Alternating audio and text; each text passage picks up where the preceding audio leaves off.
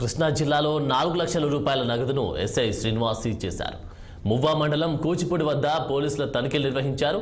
అయ్యంకికి చెందిన రఘుబాబు వద్ద ఎటువంటి బిల్లులు లేకుండా 4 లక్షల నగదును ఎస్ఐ శ్రీనివాస్ స్వాధీనం చేసుకుని ఎన్నికల ప్రాసిక్యూటింగ్ అధికారులకు సమాచారం అందించారు.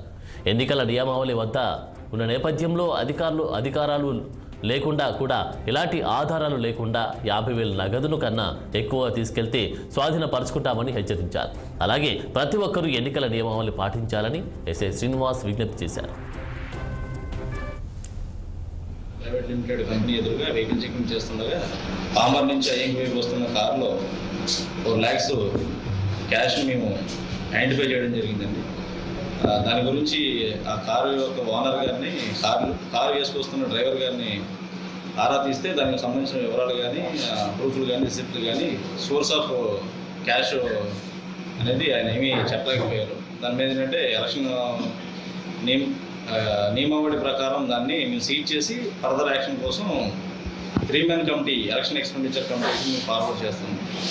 ఆయన ఏమన్నా తర్వాత ఈ క్యాష్ గల వ్యక్తి ఎవరైతే ఉన్నారో వాళ్ళు ఏమైనా ప్రూఫ్లు పట్టుకొని వెళ్ళి ఆ కమిటీకి సపోర్ట్